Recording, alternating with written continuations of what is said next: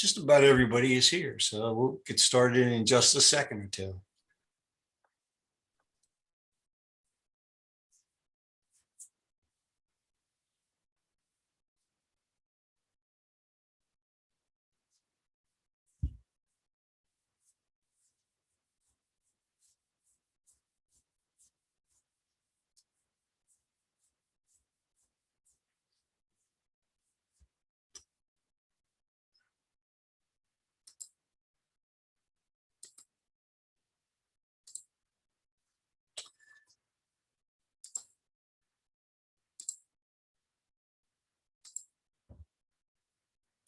All right, now I'm set up as a lecturer for the Henry George School of Social Science with the school's background behind me. It's a great piece of technology.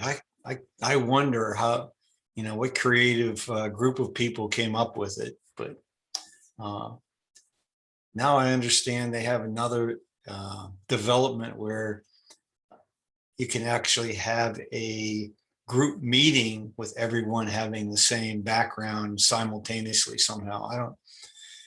I'm amazed at the coding, that people that do computer coding. I know basic HTML code for website development, but some of the stuff that's done today is pretty wild and remarkable. But it allows us to do these things, like have a classroom discussion, and we can live anywhere around the globe, as long as some people are willing to stay up very late or get up very early in order to accommodate the time when the program is being put on. But anyway, glad to have everybody back for this fifth lecture, although we're actually well beyond 5 weeks now. And I hope you're going to enjoy this, because it's in particular, I'm going to discuss tonight what I've learned, or what Henry George tried to teach us in his writings. If for those of you who have not read Henry George's works, hopefully this will be sort of an incentive to give you reason to get hold of his books and to delve into them. One thing I wanted to mention is just, we've covered a lot of material in this course, and a great deal to try to pull together in your mind and remember. The history has been very complicated, with all sorts of people thinking that one sort of monetary system, one sort of banking system is the best or the worst, and all sorts of reforms have been proposed, and we're still in a state of evolution. So 10 years from now, I wonder, will we be using paper money? Will we be using coinage? Will everything be done by our digital imprint? Who knows what that'll be in 10 years. So studying the history of money and banking and credit is integral to political economy. The basic idea of political economy that Henry George came to was that it was a science. The reason for studying political economy was to find out what the laws of production and distribution of wealth are, and how that affects our societies in terms of what we produce and how it's distributed back to what political economists call the factors of production. So for George in particular, money and banking were something of externalities. He felt as though very strongly that if we solve the basic problem of the land problem, and we're able to deal with the monopoly of land and natural resources, that many of the issues that were raised about our monetary system would pretty much resolve themselves, would become much less intense than has been the case, since over the last 300 or 400 years even. For myself, my study of economics and the money system began as a pretty young person in high school. I actually had the unique experience of taking economics as a senior in high school, and then as a college student. Um, and I'm not sure how much I told you when we started this course, but in 1980, I discovered that there was an extension of the Henry George School of Social Science in Philadelphia, and I enrolled in the courses there. I studied for a year, and basically the program at the time in Philadelphia, the fundamental program was a year-long study, 3 courses. The first course was an introduction to political economy based on Henry George's book, Progress and Poverty. Then a second course combined the 2 books, Social Problems and Protection or Free Trade. So it was a very interesting. This Social Problems really dealt with the application of Henry George's analysis to basic problems of the day. And that included some discussion of money and banking. Protection or Free Trade, of course, was an advocacy statement of the reasons why free trade would be beneficial to societies everywhere. He had some caveats to that at the end of the book. But basically, it was one of the strongest statements in behalf of free trade that any political economist made. And then finally, the last course was based on his final book, published posthumously in 1898, The Science of Political Economy. So those are not his only books, but those were the main books that were used to teach the 3 courses that I took at the Henry George School. And of course, it really got me thinking about how this all fits together and stimulated a lot of my own research and writing. Now, George began writing about political economy about 1870, and actually a little earlier as a newspaper editor. But his first major writing project was titled Our Land and Land Policy. And in that book, he criticized how the government of the United States was treating the nation's most important asset, its land and natural resources. And in this book, he writes as follows. He says, "A generation hence, our children will look with astonishment at the recklessness with which the public domain has been squandered. For certainly our whole land policy seems to have been dictated by the desire to get rid of our lands as fast as possible. The government has made nothing to speak of from its lands, for the receipts from sales have been not much more than sufficient to pay the cost of acquisition or extinguishment of Indian title and the expenses of surveying and of the land office." So that's a statement about how little the early government in the United States paid attention to these resources. And the government was desperate to raise revenue. And how best to raise revenue? Well, if in the early part of the United States of America, you think about it, one of the big reasons why there was a rebellion against British authority was opposition to taxation. So if the people aren't willing to be taxed to pay for infrastructure or public goods and services, and you have these natural resources available, then put them on the market and try to raise the revenue to balance the budget by selling off the public domain, which was done. But as George observed, it actually didn't work very well in terms of raising significant revenue. A lot of the land was offered for sale on credit and at really very cheap prices, much below what any kind of thought out process would have dictated. So in George's analysis, he's already beginning to see that there is a connection between the balancing of the budget and public revenue and the land question. And so we're definitely dependent on revenue from various public goods and services, how to best raise that revenue. And then he begins to seriously think about, what sort of money system, what sort of banking system would in fact facilitate the appropriate use of the nation's land and natural resources. Now, a few years later, after that book came out, he set out to describe what he called an inquiry into the cause of industrial depressions and of increase of want without increase of wealth. And this is the book that eventually became Progress and Poverty, first published in 1879.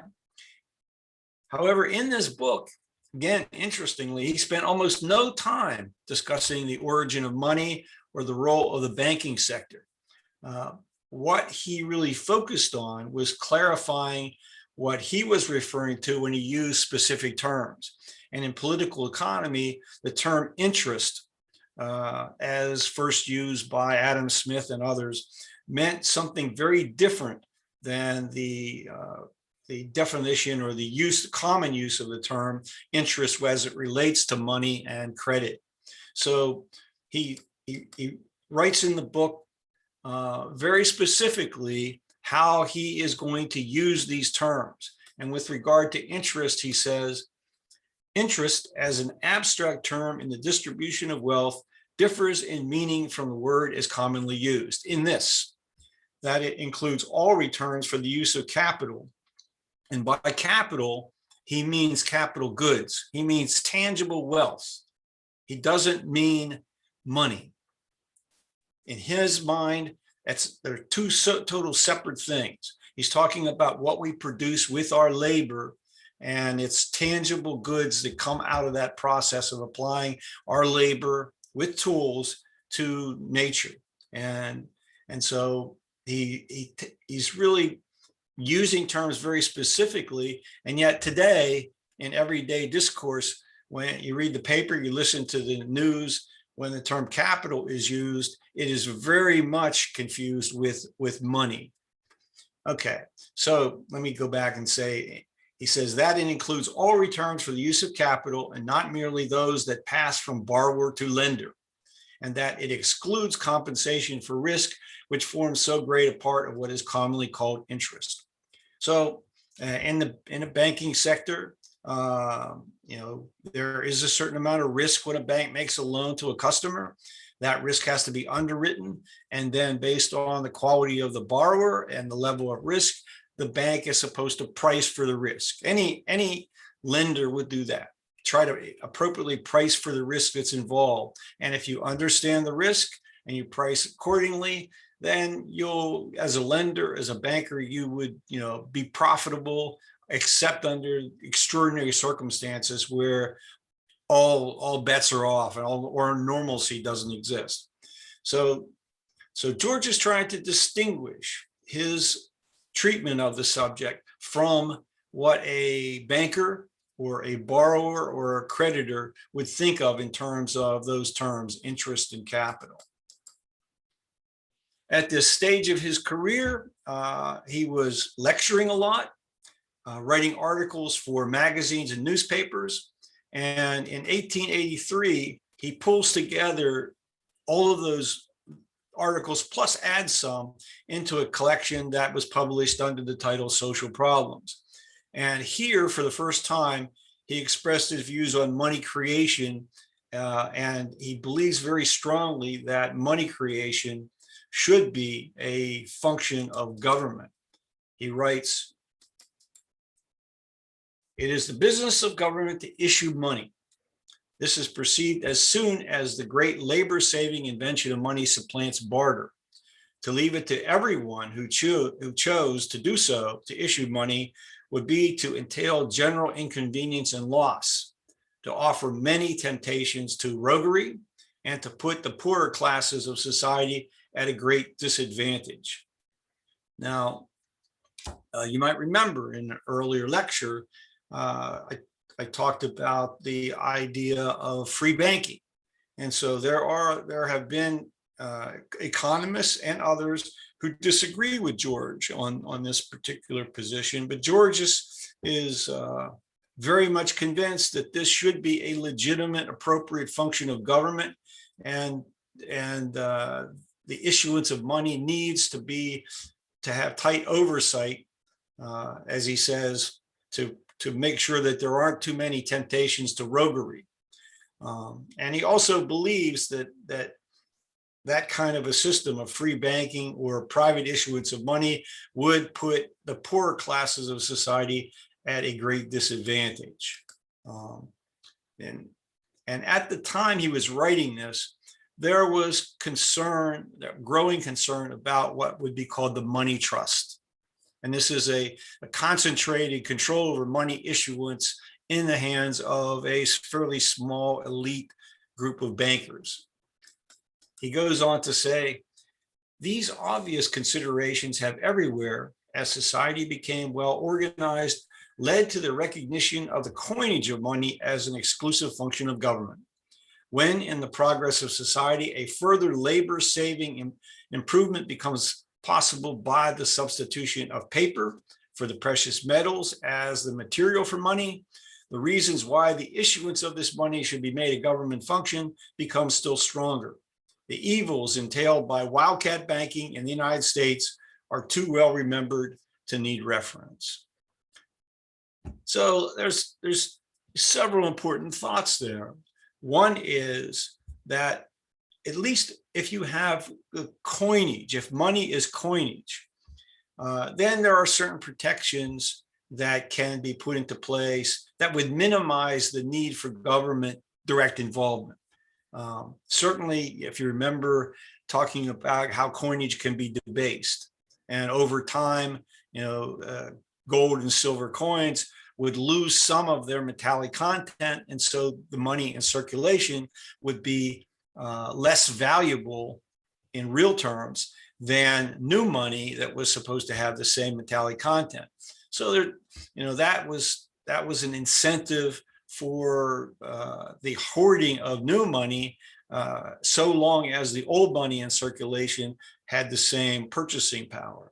But once the coinage is replaced by paper money, then you have more problems, because now there's a great potential, as we know in our contemporary experience, with counterfeiting.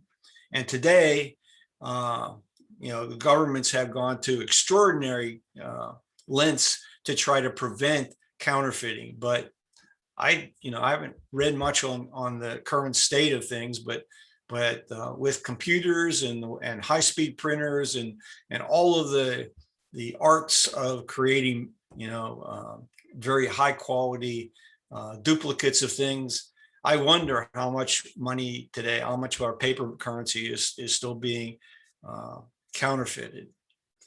But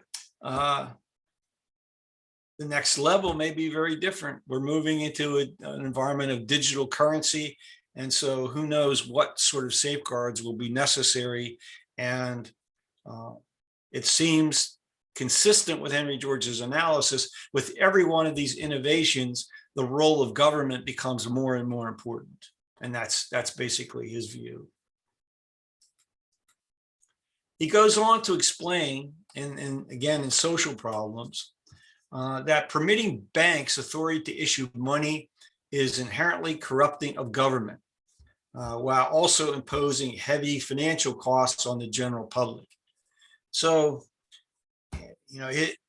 if every bank can issue banknotes that have the authority of legal tender, then there's all sorts of opportunities for corruption.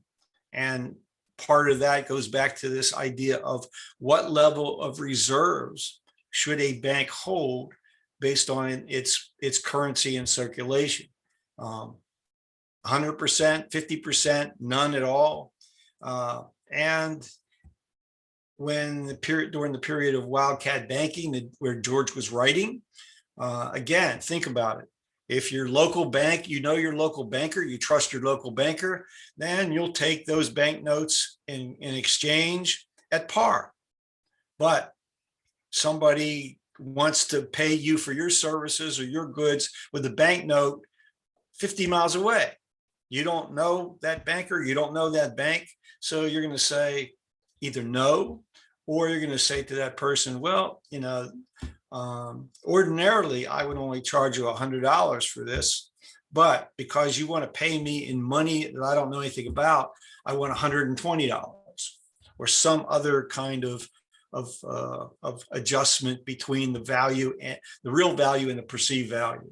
So all that is what George is thinking about. It's what's going on in the United States at the time, and it's what he's observing as he analyzes the impact. Opposing all forms of monopoly privilege, he became a staunch defender of the freedom to exchange in commerce without restriction. So George, not right away as a very young man, he started out thinking that maybe tariffs and some sort of protections were a good thing, but then very quickly, as he analyzed the arguments of a protectionist, changed his mind, and he began to see that that the less restrictions on trade there is, the better an economy is going to be. What he did believe is that government had to have some sort of oversight over trade to protect what he called a fair field with no favors, to eliminate monopolies and subsidies. So all of that is in his major work, Protection or Free Trade, that was published in 1886. Any questions so far, or thoughts on what I've read you quoted from George's writings?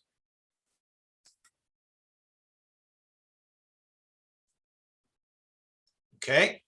Feel free to intervene, stop me if something occurs to you, that you have a question or a comment. Now, what George asked readers to consider is the absurdity of the general belief that a nation prospers by producing for export a higher value of goods than are taken in as imported goods. What is accumulated by a trade surplus is money, or potentially precious metals, not tangible wealth.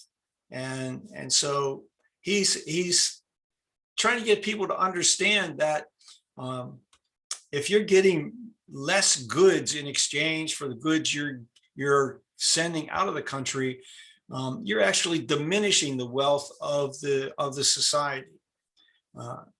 He explains it this way. It is to confusions of thought growing out of this use of money that we may trace the belief that a nation profits by exporting and loses by importing, a belief to which countless lives and incalculable wealth have been sacrificed in bloody wars, and which today molds the policy of nearly all civilized nations and interposes artificial barriers to the commerce of the world. Again, think back on just the history that we talked about a week or two ago. In 1929, there was a stock market crash, and then we had a recession. And what made the recession turn into a depression, at least one of those components, was the tariffs. The adoption by the United States of the Hawley-Smoot Tariff Act, and then every other country retaliated. And so, what good did that do except to drive up prices and to create shortages? So George is, again, looking at history and the experience that trade wars, what trade wars have done to countries, and arguing basically that the path to peace is aided by commerce. The more commerce there is between societies, the greater the understanding, the greater the exchanges, the less likely that there will be any incentive to go to war with that country, because you have so many interdependent relationships. Well, George urged his readers in this book to see that conditions of exchange had really changed over time, and they were changing even more rapidly with the introduction of new communication and transportation technologies. And we see that now. It's just amazing, the speed of change. But in the late 1800s, for Henry George's time, the changes were also seemingly as rapid. So in George's mind, the need to hold on to precious metals to offset all manner of risks was really much less important than even in the recent past. Moreover, he argued the interferences in commerce designed to increase a nation's stocks of precious metals was extremely counterproductive. Just wasted too much resources on the acquisition of raw ores, refining those ores, minting them into coinage, and then creating an elaborate storage capacity with armed guards and all of that. And then when you have to move that money across the ocean or across borders, the elaborate protections that have to accompany that in order for you to make sure that the precious metals or coinage get to their destination safely. All of this and absorbed what George saw as an unnecessary drain on real economic activity. He writes, all efforts artificially to increase the gold and silver of a country have had no result save to hamper industry and to make the country that engaged in them poorer instead of richer. Now, that doesn't mean that some people didn't get richer, but the society as a whole, he believed, became poorer by the expenditure of all this effort to accumulate money and put it into secure vaults somewhere. Now, at heart, Henry George was a journalist, and he believed in the power of the press to influence how people thought about important public issues. So in 1887, he founded the paper The Standard, in which he wrote editorials on many, many subjects, including matters relating to money, banking, and credit. In the paper's edition of 11 February 1888, he argued against the use of government to enforce the collection of private debts and floated the idea of a public debt jubilee. Does anyone know their scripture and know what the jubilee was?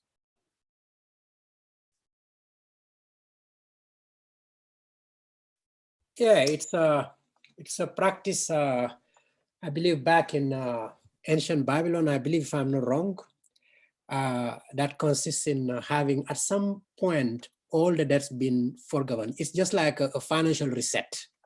All the debts go and then we restart again.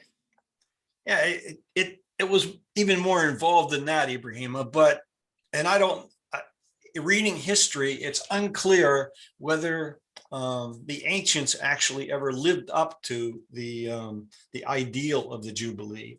But over a period of 50 years, the control over land would have changed. And in some cases, people who were running short of cash might have had to mortgage their properties. And so they might have actually lost them or had to sell them to get out from under some other financial difficulties. So the idea was at the end of 50 years, there would be this Jubilee celebration and all of the land in that community would be returned to its original families, the families to which the land had been allocated. So George actually thought that, well, maybe we should have. I'm getting feedback from some. I guess some mics need to be muted. Yes. Okay. So what would a public debt jubilee look like? Well, yeah, I mean, the idea here is that as George studied the political economy, he realized that inherent in our system was this cycle of boom and bust that that many followers of Henry George today talk about. And so because it was a human cause cycle, that the basis for the cycle was not some part of nature, but caused by bad law, bad taxation policies, and bad government policies, that it was only fair that perhaps the problems that people endured financially should be remedied, and a jubilee might do that, forgive some of the private debts. He wrote in this article in the Standard as follows. He says, the abolition of all laws for the collection of private debts would not only free our judicial machinery from a clogging mass of business, which to a large degree prevents its performance of proper functions, but it would unquestionably lead to a far higher standard of personal and commercial morality, since character would then be a prime element in credit. What do you think? What do you think about this idea? Eliminate all law that would enforce payment of debts. When anyone lend us in. Well, the first 1 second to introduce incentives to lend. Hang on a second. Go ahead. I'm mute myself so there's no echo. Well, it's only you and me, actually. I don't know what's causing this to happen. How about now? Can you hear me, Ed? Yes. Yes. Okay. So I was saying, if debts cannot be collected, then what would be the incentives for those who lend money to do it?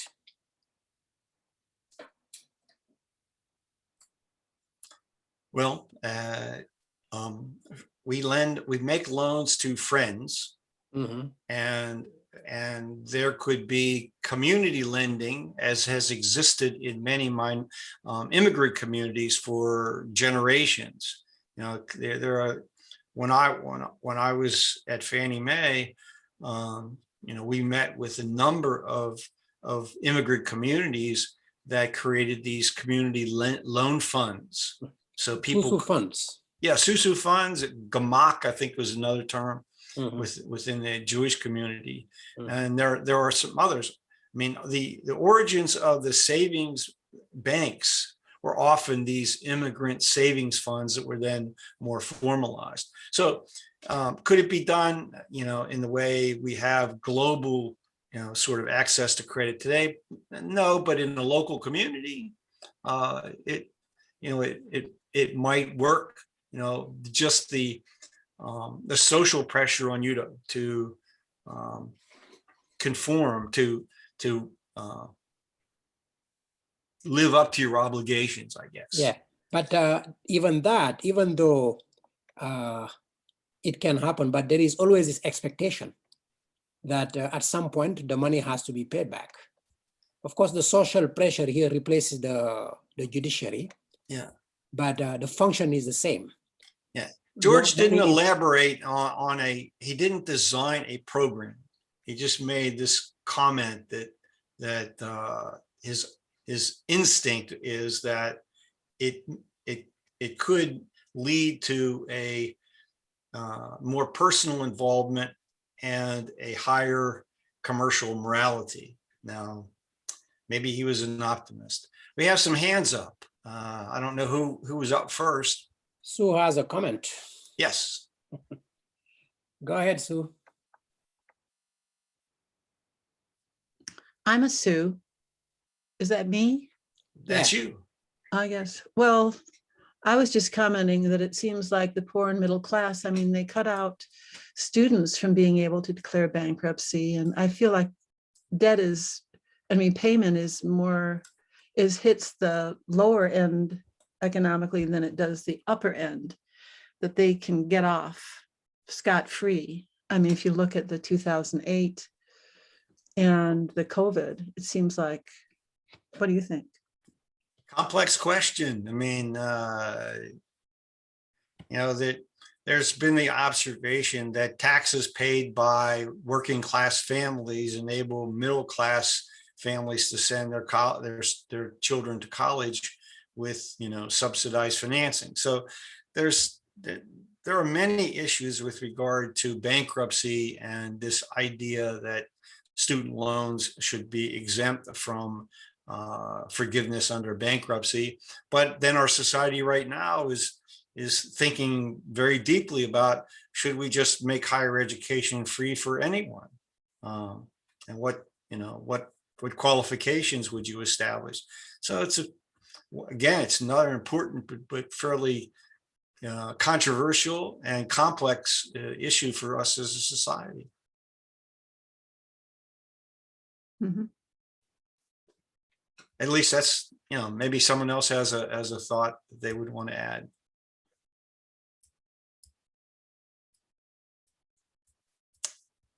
I see Michael has his hand raised. Yeah, thank you, actually. It worked very well in olden times because the average life expectancy was basically around in the 40s. Most people were dying around 40 years old and that.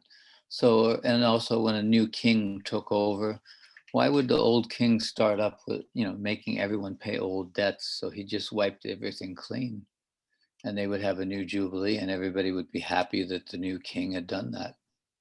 And that's how it worked back then, supposedly. Yes.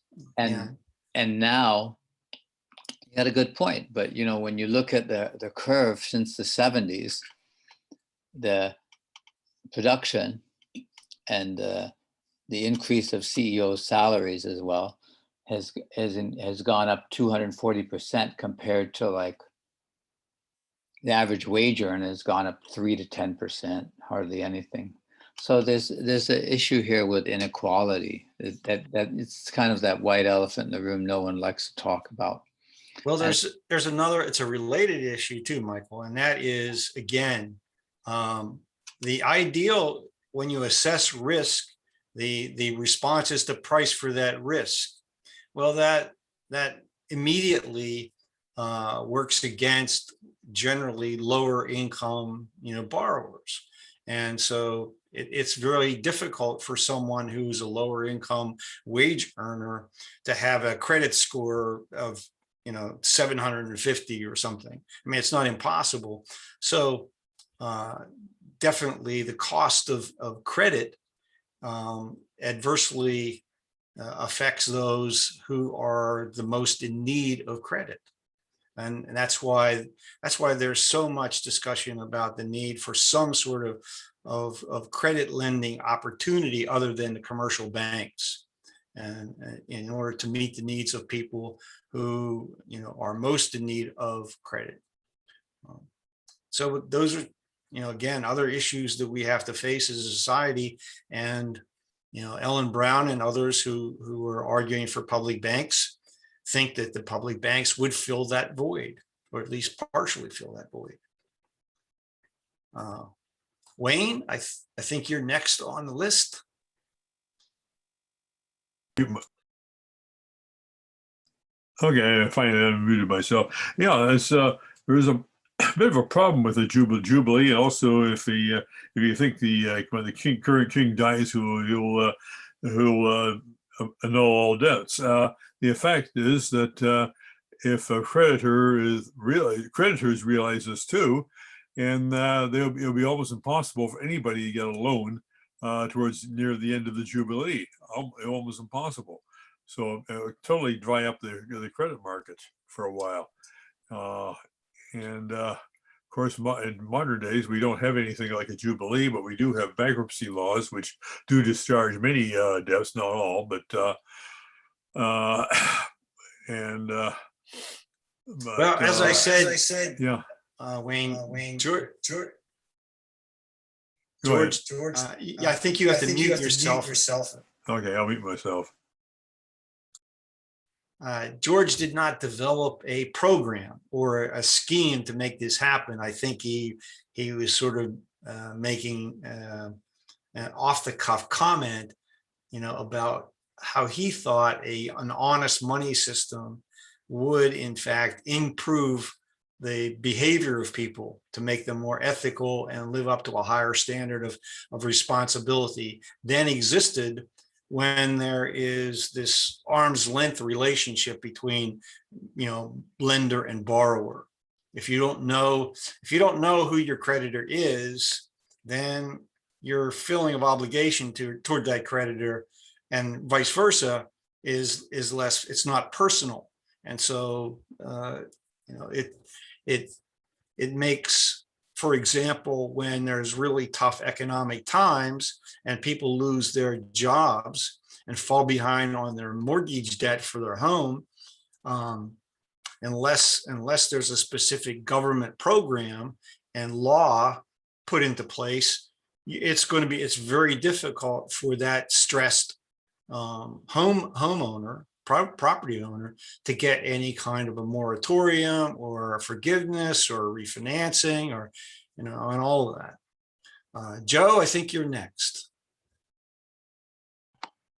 Hi, fascinating stuff. Thanks very much. I can't remember where I read it, but I think it was Michael Hudson who said that there was a Roman general whose strategy was to go into a place he was trying to defeat and offer the townspeople to forgive their debts. So I think Hudson was making the point that there was a military aspect of this too. Sounds like a pretty strong way to win over public support to me. Yeah.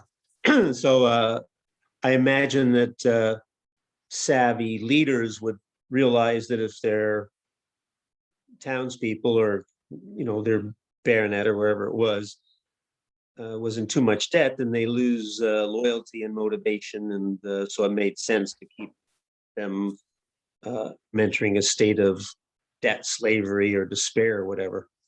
But Yeah. imagine that's part of the thinking. And I haven't done the research, but maybe that there's some actual incidents. Michael has done that research, and he's written extensively about the ancient world and its practices. So he may have in his writing some specific examples where that actually occurred beyond what the one you just mentioned. I don't know. Giannis, you're up next. Yes, thank you. Thank you. And I have two comments. One about the people losing their jobs and not to be able to pay their rent. Now think of this scenario. People lost their jobs because the rent seekers outsourced their jobs somewhere else in order to lower their cost of production, right? Mm-hmm. And now these outsourcers want the government to bail out and pay the mortgages of the people that now, the jobless people that now cannot afford to pay them. Is that a good policy to do? Should the government pay those mortgages? Well, I think, or should the government say to those outsourcers, you guys destroyed jobs, okay? You lowered your cost, but you didn't lower your prices, okay? So there is a rental markup that your guys benefiting here from. That's where I'm gonna get my money to remedy the ills for the jobless now people. What do you think of that? well, it is certainly true that offshoring of employment has had a devastating impact on some communities. Now, the one thing that you have to think about is if I'm a member of I'm a civic leader in that community, the worst thing that can happen in my community is to be dependent on one or two or three major employers.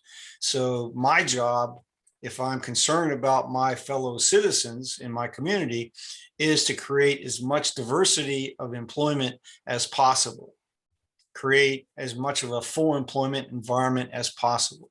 Now, that doesn't mean that you can always prevent a downturn that's regional or national from affecting your community, but it means that you might have sufficient revenue coming in from your business community and from other sources of revenue to build up a surplus. I mean, this is what Keynes was talking about, in terms of demand management.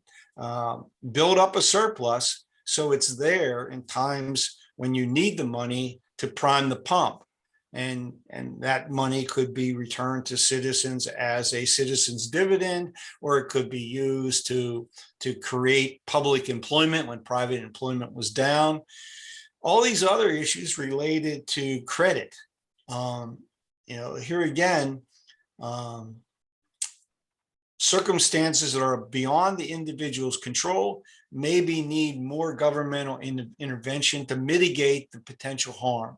So maybe we do need laws that allow a community that is harmed to require a moratorium or a lowering of rental payments on apartments, that kind of thing. I mean, there's all sorts of social legislation that can mitigate it, but the objective of the community and its leaders should be to think about how do we create a diverse community with full employment so that we can weather any storm that comes along. And that would be my basic response. Okay. Now, one last comment I wanted to make about the, did you say which Roman, or I think Michael mentioned that a Roman general went to a city and promised them to free them from their debts. Yes, In order for them to fight for him. Well, that's pretty much what Lincoln did with the slaves in the South. He says, don't, abstain, like, boycott the South, come fight for me, and then I'll free you. But what he didn't tell them is that, of course, he would free them from the plantation, but he wouldn't free them from slavery. After the Civil War, it was the institution of slavery that got emancipated and was let loose to leave the plantations and contaminate the entire economy. Well, what's the message there is be careful what you believe that comes out of the mouth of your politician. Right, or the general that promise you freedom by canceling the debts, and that goes back to the eternal cycle of jubilees, because the jubilees did not solve the debt slavery; they just created an eternal cycle of it. Yes, of course. I mean, the cycle starts all over again without systemic reform. The cycle is just going to start all over again, and that's what Henry George's basic message is. And his view with regard to the money system and banking system is that these are externalities, and so without solving the land problem, without solving the problem of the privatization of rent, nothing that you're going to be able to do with reforms of the money system are going to prevent the property market cycle and the land market cycle from doing its thing. Keith, you're next. And after you, I'm going to continue on. Okay, I just wanted to make a couple of comments. Many years ago, I read about this Jubilee year when all land was returned. And I asked someone, how would this work? And he said, well, what happens is as it gets closer and closer to the Jubilee year, you can get less and less for your land, because at the end of 50 years, it's going to be returned to its rightful owners or its original owners. Yeah, I think that's what Giannis was referring to. Yeah, and it's when you think about it, I don't know whether you could make that work or not, but it doesn't sound like a bad idea. But there's the other side of the coin too, is that you're talking about wiping off debts. The other side of the coin is wiping off or taking death duties. So when someone dies, all the wealth they've built up over their lifetime is returned to the community, and everyone starts new, so that wealth isn't just passed from one generation to the next. I don't think you could ever make it work, because people can hide it and move it. Well, it's another very controversial issue, where people do feel as though they're working for the benefit of their children, and so they feel, most people feel at least that most of their accumulated assets should be passed on to their children. Now, the big issue there, as Henry George would observe, is that that's certainly fair of all of the value of whatever tangible goods you have accumulated. And And if we had a just system, then you would not be passing on value associated with land and natural resources as private assets.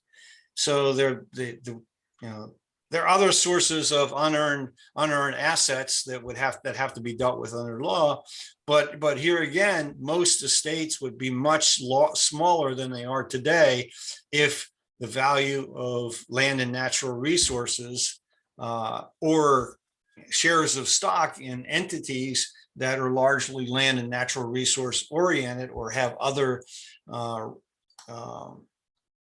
kinds of legal privileges that create value, like patents and copyrights, et cetera. So very involved, in my mind, very involved legal issues.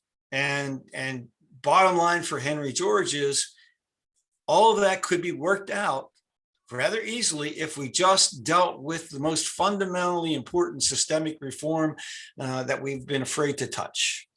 So let me go on a little bit more. Guy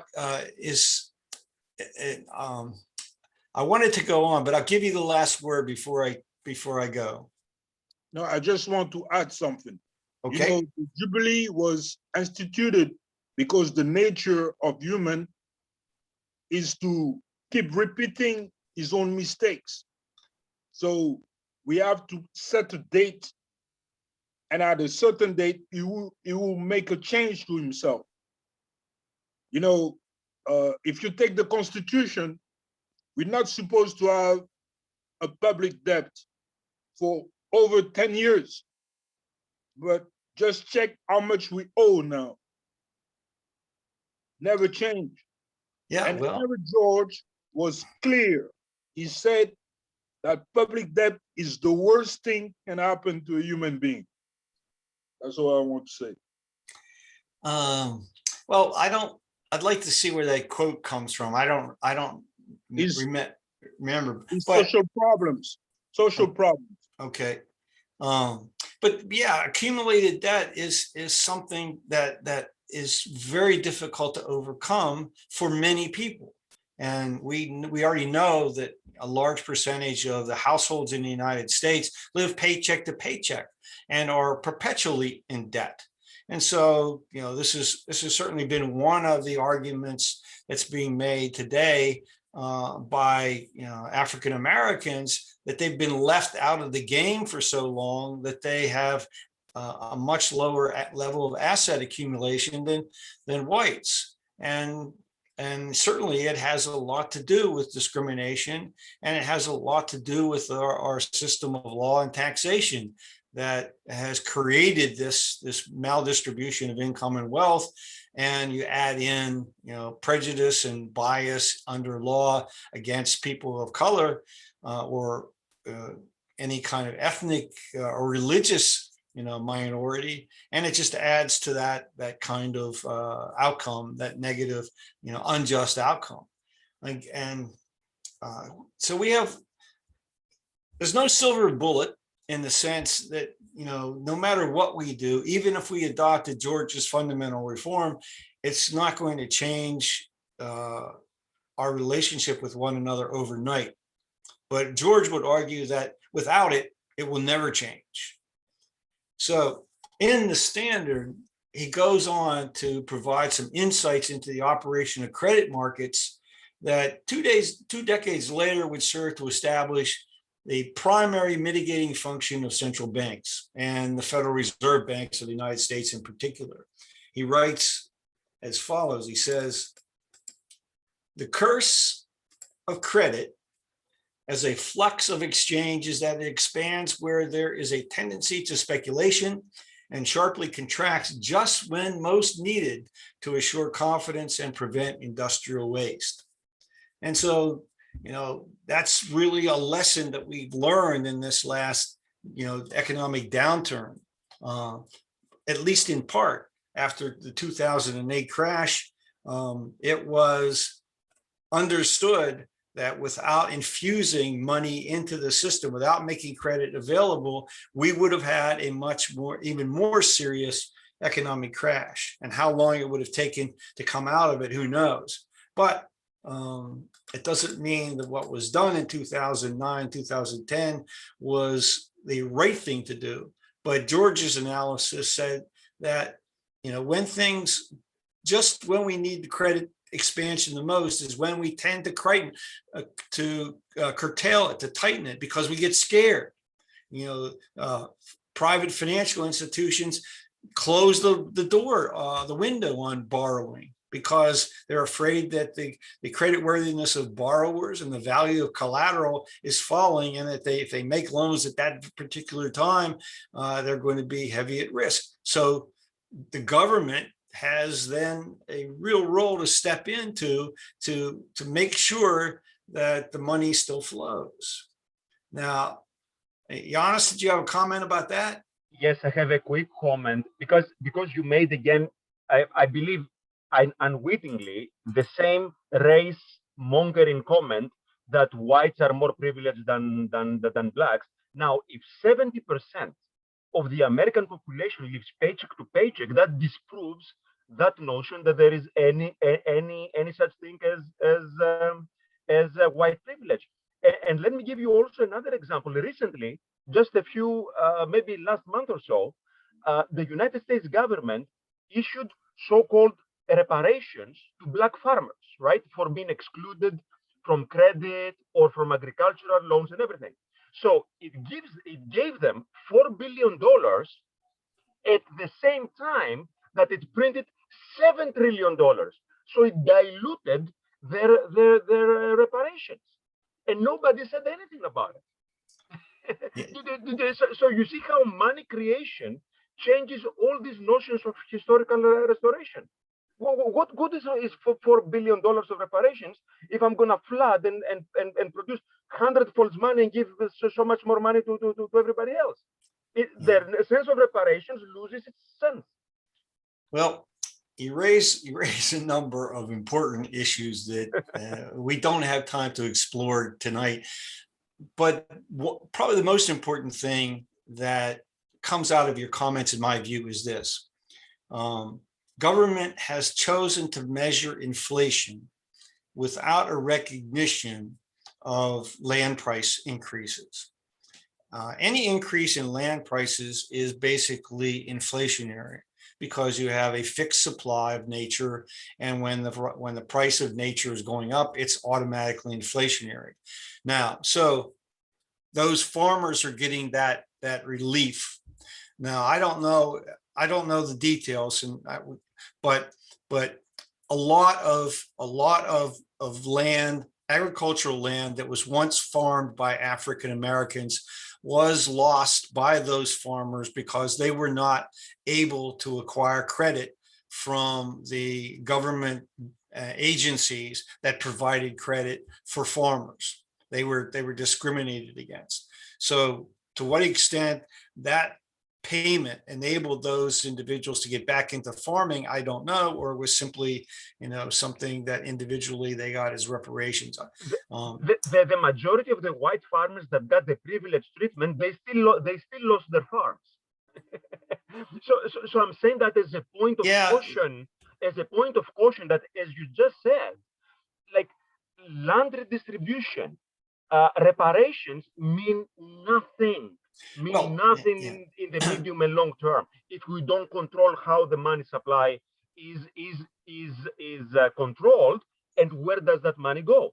Because if these black farmers, they get their $4 billion, and automatically any loans they want to get for farm equipment gets inflated, boom, it makes no sense. Like you put it in one pocket and lose it from the other. And in the end, the one that gets those $4 billion are the banks and the rent collectors. The only comment I can make now, again, without going into a long discussion of government policy with regard to agriculture, is, as we discussed previously in the course, when there is a time of global shortage of production of agricultural goods, whether it's a natural disaster or wars, governments encourage their domestic farmers to increase production. and the farmers will then go in, they will look to add to their acreage. They go to the banks to borrow the funds, and they take on additional debt. And of course, it's a supply demand outcome. When the supply increases again, because other countries overcome their difficulties and they start planting again, crop prices come down, but the debt is still there. And in the United States and in other countries, it doesn't really matter all that much whether or not the farmer is white, black, Asian, Protestant, Catholic, or what. If the government doesn't bail them out, then they're going to go through bankruptcy and foreclosure, and the process of enlarged farms, corporate agribusiness taking over more and more farmland means that there are social outcomes. And in the United States, in parts of the United States, in the Midwest, one of the outcomes has been the decline of small rural communities, because those communities were supported by a large number of family farmers. And so they would come into the town to buy what they needed. Corporate agribusiness doesn't need to do that. And so a lot of these towns have begun to dry up, and population has moved away, and only people are left who have no choice but to stay, and elderly and otherwise poor people. So the banking sector and the laws that govern the banking sector have had a dramatic impact on every segment of the economy, and the agricultural part of the economy in particular. And you have to fall back on what Alan Brown has said, and that is the privately owned commercial banking sector has not served people very well, particularly, as Henry George said, when times get difficult, credit is needed more than ever, and yet credit supply is contracted. So in the Standard, in his articles during this period of time, I mean, they were just coming out of a serious economic depression that began in 1873. And so George, in the Standard, he asked readers to consider why government spends more than is taken in as revenue from taxation and other sources. Is it because they're using this money to help people? No. Wars, he reminds them, are paid for by borrowing from those who have the financial reserves so as to avoid, quote, exciting their opposition. Public debt is justified, quote, only so far as there are public improvements to show for them. That's what Henry George argues, that public debt should only be undertaken when we are using those funds to make public improvements. And the history of war debt, I talked about that earlier. Rather than increase rates of taxation on those who have the ability to pay and have the most to lose should the country be defeated in war, it's politically much more palatable to borrow from those who have and pay interest on that debt by taxing everyone else. And that's what we do, and it has negative implications for those who are in most need. George finally addresses the waste with mining of precious metals into coinage. He says, why not leave the silver in the ore and the ore in the ground? That would be a far greater economy. As for the silver notes, that would be just as useful and just as readily taken if they promised to pay silver yet to be mined and refined, or if instead of promising to pay anything at all, they were simply made receivable for public dues.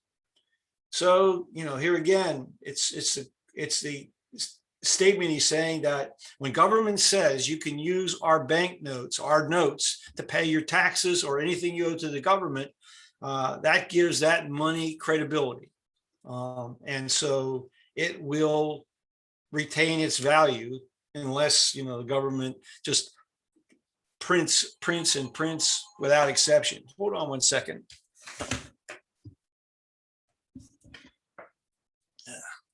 my telephone was on and it was ringing. I apologize for that.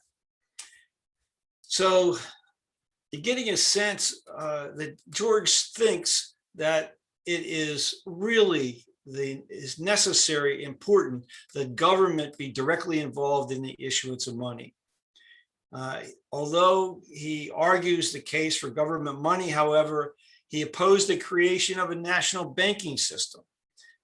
In the 28 April 1888 issue of the Standard, he tells the readers his reasons for opposing a national banking system. He says, the national banking notes current in the United States fulfill the functions of generally accepted money, not because they have the name of a bank printed on them, not because bonds are deposited for their redemption, but because they are issued by the general government, bear its stamp, and rest upon its credit. They are in no wise better than the notes directly issued by the government, but derive their security and usefulness from the same source that gives the greenback its security and usefulness, the fact that they are issued by the government and are receivable for its dues. If you remember, the greenbacks are the currency, the paper currency that were issued by the Lincoln administration during the Civil War. What George doesn't say, and I've had considerable discussion with people over time about greenbacks.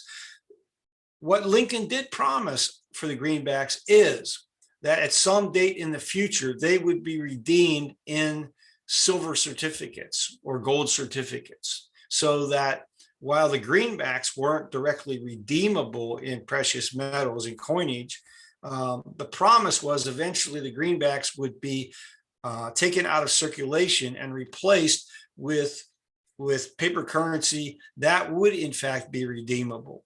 And that also, in my view, gave the public confidence. We win this war, things get back to normal, and eventually I will have money that I can in fact redeem if I so choose in precious metals.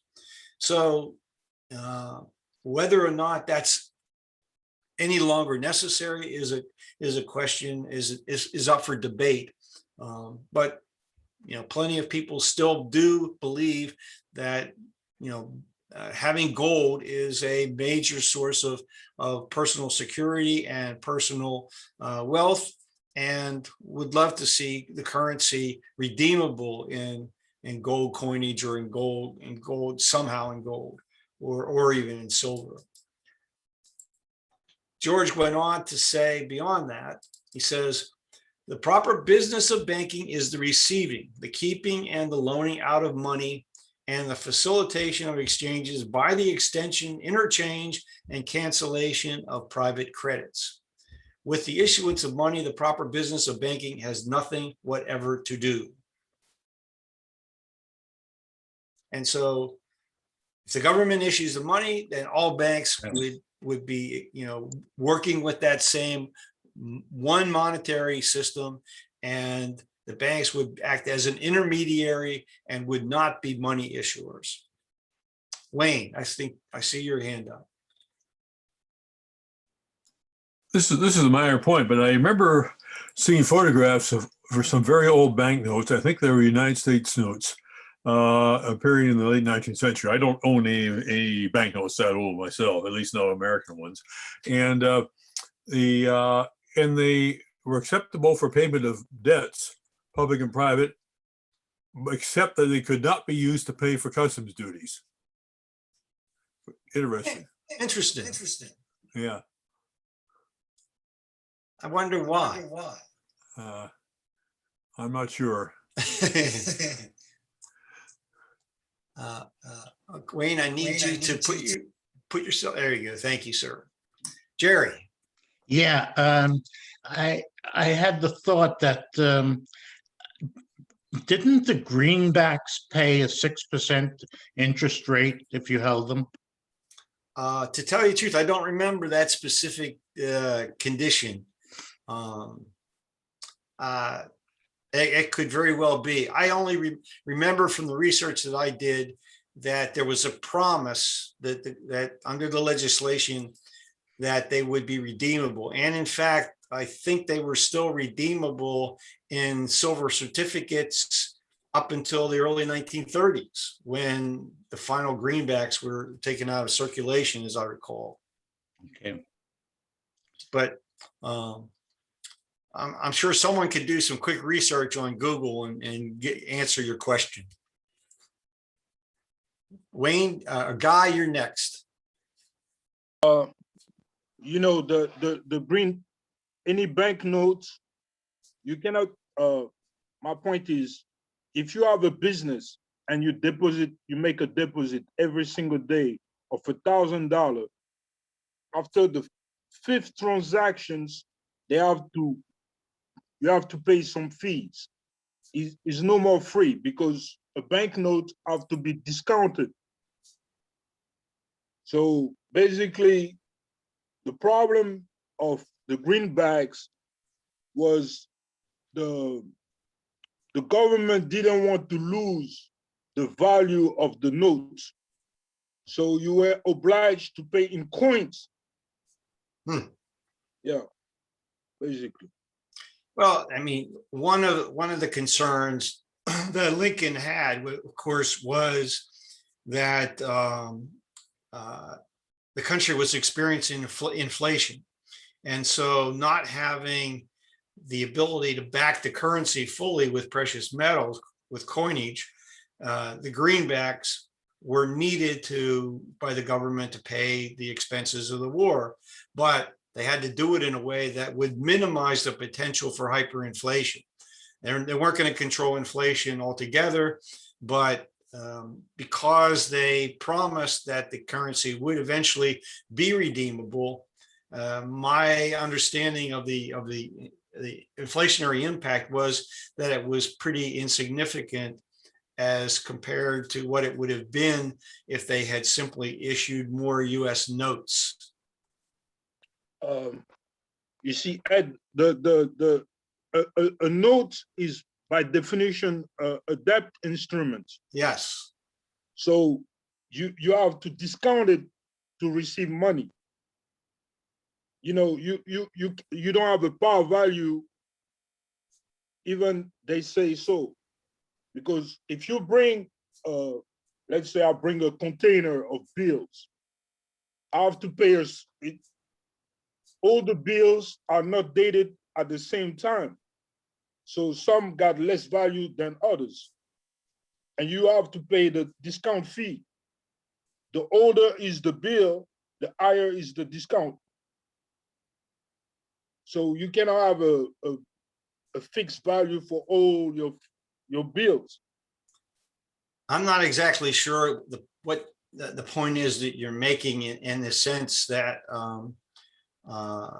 if you're talking about a bond or an interest yielding note, then of course the value of that note in a sales transaction is going to be dependent upon the weighted average yield, not the nominal amount on the note, but what an investor would say I'm getting if I purchase that note at that given rate of interest.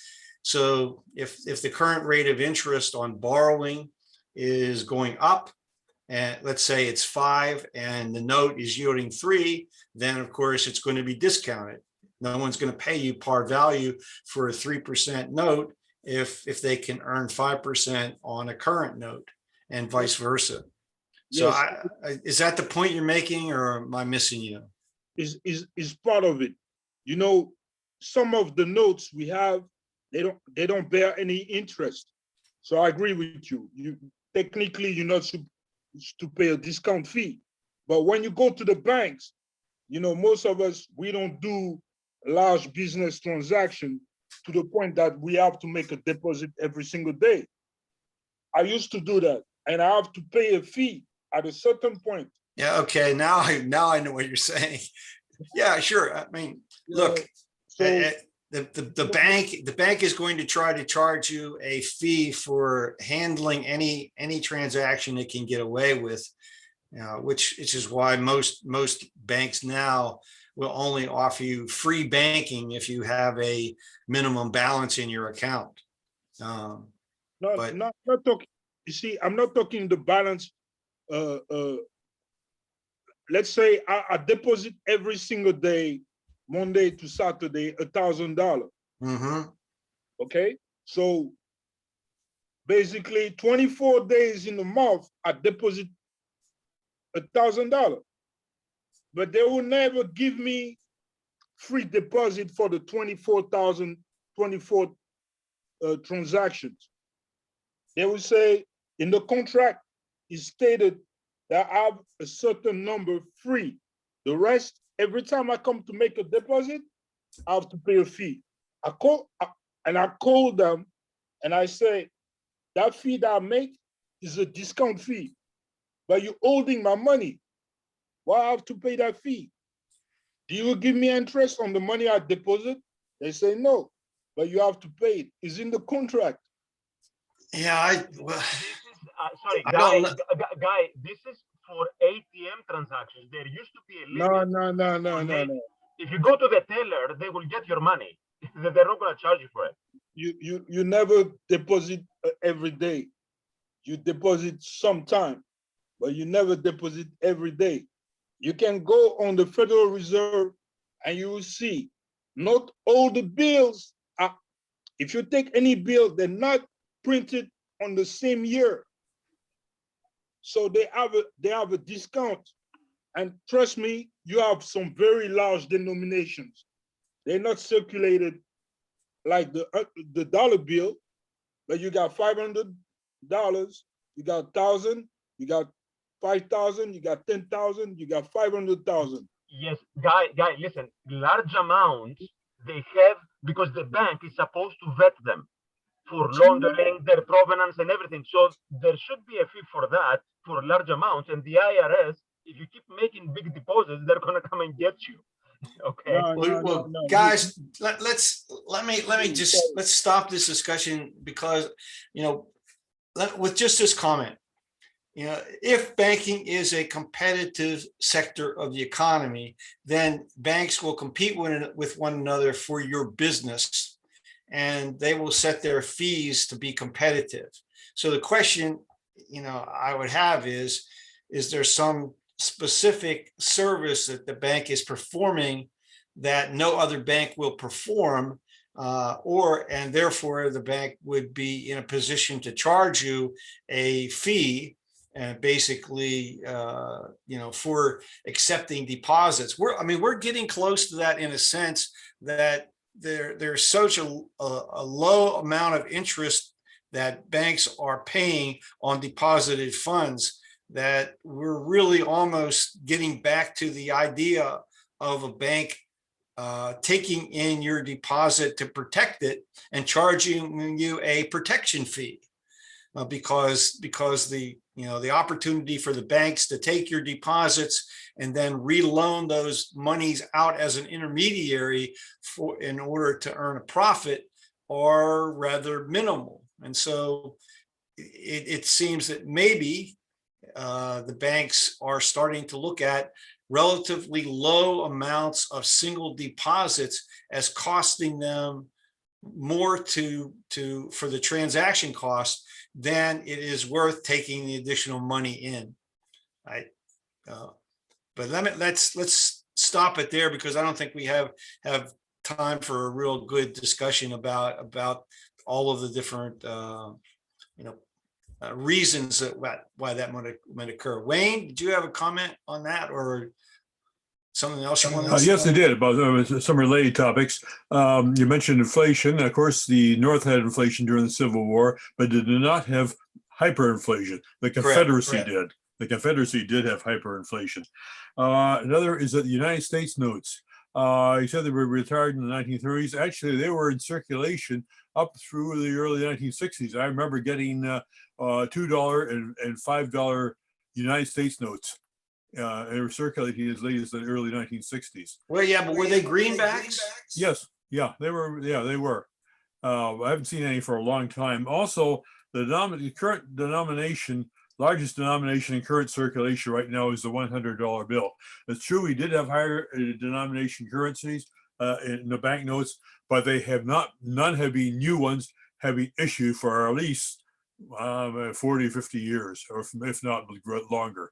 They're still legal tender. It's legal to have them, except for the $100,000 bill, which you have to be a Federal Reserve Bank to own.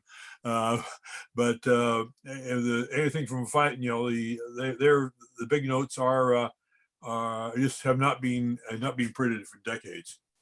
That's all. And fewer and fewer of them need to be printed any longer because we're living in a digital environment. I mean, that's really where we're headed, and very, very quickly anyway. So we'll see how much paper currency will circulate and be printed as each year passes. I would expect less and less. Well, getting back to George, a meeting between the leaders of the Knights of Labor and the Farmers Alliance took place in St. Louis late in 1889, and they, at that meeting, they wanted to discuss the issues of mutual concern, one of which related to the free and unlimited coinage of silver. And if you remember, this is that debate that occurred over bimetallism. And at that meeting, George offered a warning. He says, "What does the free and unlimited coinage of silver mean? It means simply that the government mints shall impress on any amount of silver which anyone may bring them for the purposes that official stamp or fiat, which now enables 72 cents worth of silver or its representative to pass current among our people for $1."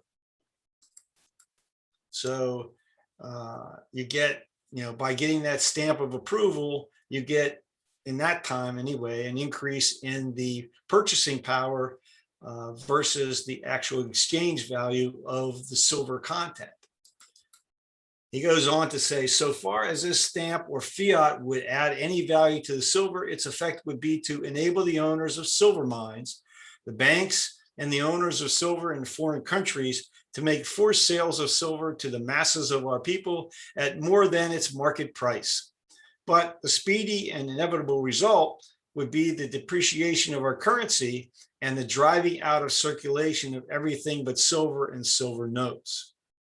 So in a sense, George is arguing against bimetallism and arguing that the way they were planning to introduce silver coinage would in fact have some negative consequences.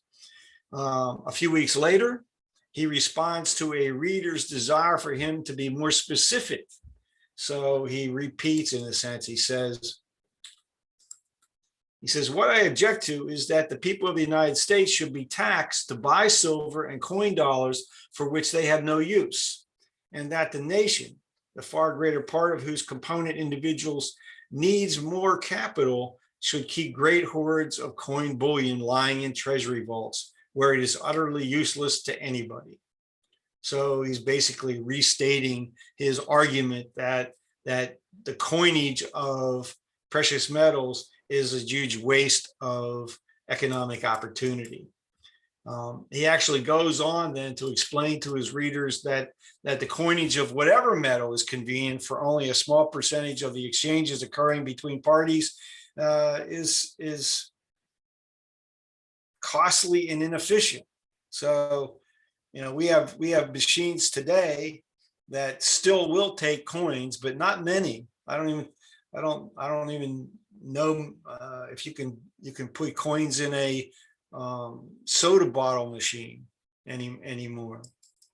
It's been a long time since I've used one, but the prices have gone up so much. I don't even know if it's possible to buy a bottle of soda for less than $2 out of one of those machines.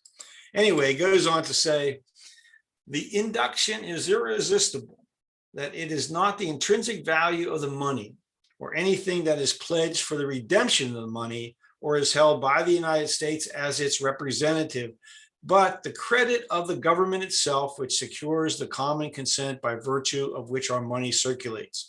One uniform currency consisting of paper and subsidiary coins, the direct issue of the government, and such gold coin as anybody wanted the United States to assay and stamp would save an enormous sum annually to the people of the United States. And that pretty much is where he leaves that issue at that point. He returns to the subject of money and coinage of silver in a tract that was published in something called the Sterling Weekly, dated 1 August 1896. This is a cartoon I found of in the era about, you know, free silver going down the hill and losing its momentum. George repeated his earlier observations in this article and wrote briefly on the greenbacks that were spent into circulation during the Civil War. And to him, the virtue of the greenbacks were pretty much, easily understood. He says, greenbackism was in original and rational form the recognition of the fact that this money needed no backing of deposited bonds or gold reserves and was the cheapest and fairest form of money, giving to the greater part of the country what it had never had before, a uniform and convenient medium of exchange, and utilizing for the benefit of the whole people the enormous economies affected by the substitution of paper for the precious metals. And then finally he adds, it was a protest against the manner in which during exigencies imposed by the war, the finances of the government were used for the special benefit of the moneyed class, against the repudiation of its own money by the government in making duties collectible and interest payable only in gold, against the institution of the national banks, a device by which the government was made to pay interest on money it loaned, against the assumption that a great volume of the debt for which no stipulation of payment in gold had been made was redeemable only in gold, and against a forced contraction of the currency, which worked hardship to debtors and serious injury to business. So those are his arguments in favor of what the government did, that the greenbacks addressed all of those problems. And the real question is, again, it goes back to, if all the things are done right based on monetary theory, then why do we still end up with a financial crash in 1907? George unfortunately died in 1897. Had he lived, maybe he would have been able to write an analysis of the causes and look at exactly what relationship the property market expansions had in conjunction with the lack of a purely government issued money. Well, by this time in the late 1890s, he'd been working to finish the manuscript for The Science of Political Economy. And the final part of the book was devoted to money.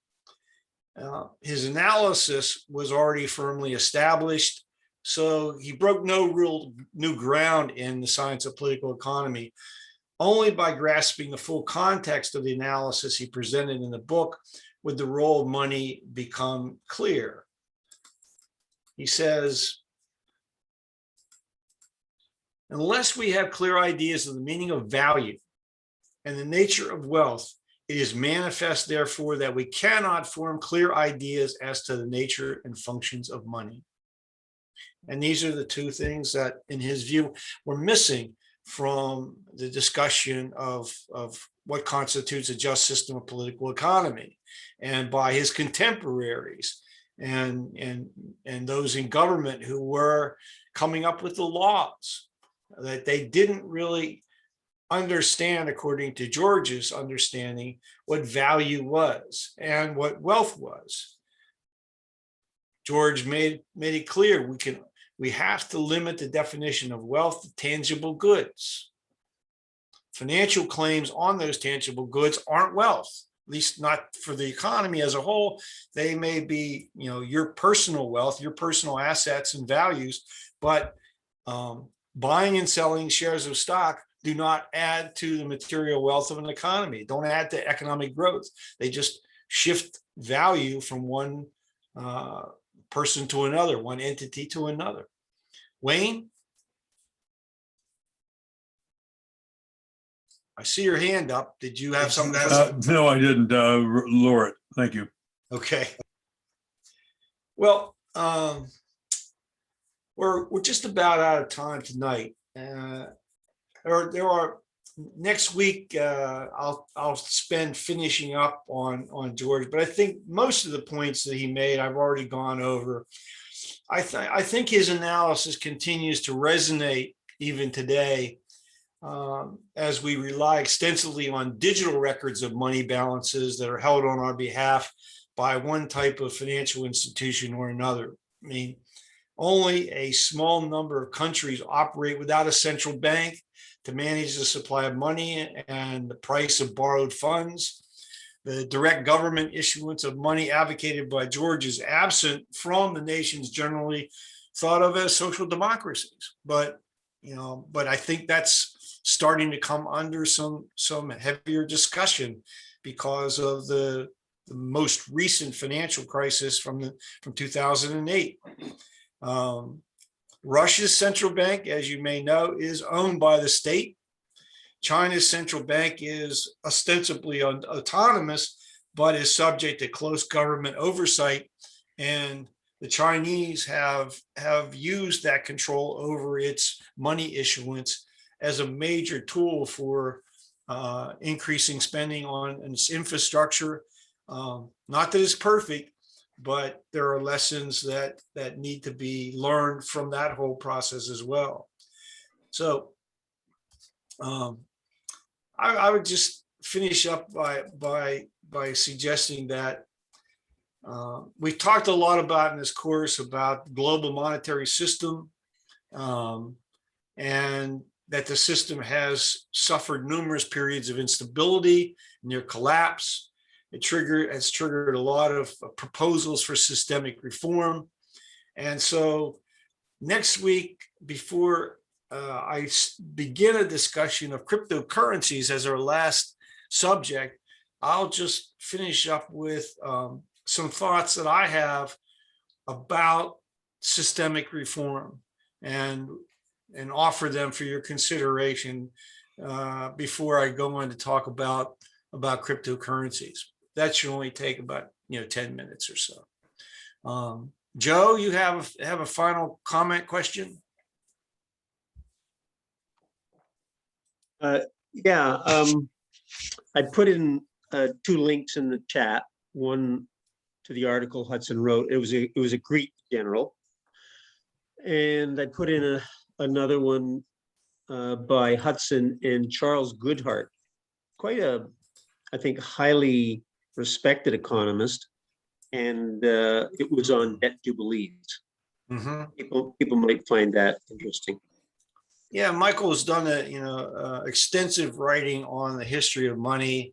I mean, the other book that you could look up is the one by Steven Zarlenga, which is about 900 pages long, but also he does an extensive analysis of the history of money, and he uses that as a basis for the kind of reforms that he proposed that I went over earlier in the course.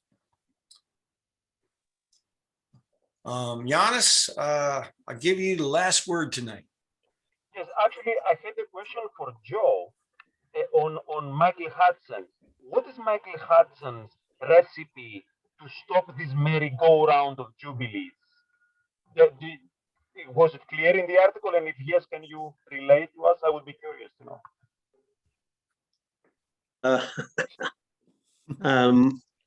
I think Michael is a very interesting combination of MFT and the Chicago Plan and Henry George. He wants to tweak a lot of things. and fits in very nicely with the things we've been learning the last few weeks. Yeah, Giannis, you know, all you need to do is go to YouTube and put Michael's name in there, and there are any number of you know, talks that he's given. He hasn't given the solution of how to avoid. He gives the solution of what to do now with the debt cycle, but he doesn't say how to avoid going back into the same needs to have another jubilee. That's my point and my criticism to Michael Hudson.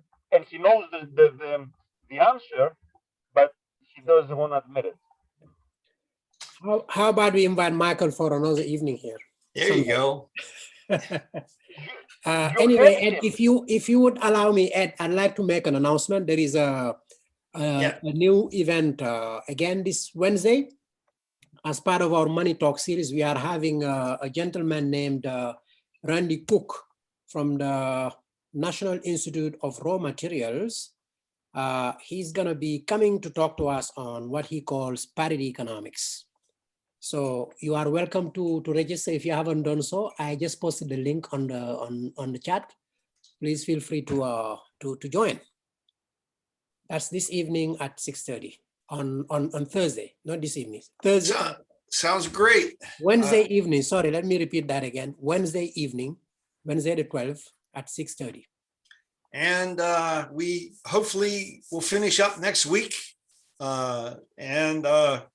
I don't pretend to have any great insights into what is going to happen with digital currencies in the future and cryptocurrencies, but in preparation for that lecture, I've done a good deal of research, and one thing is clear: something new is being put on the table almost daily.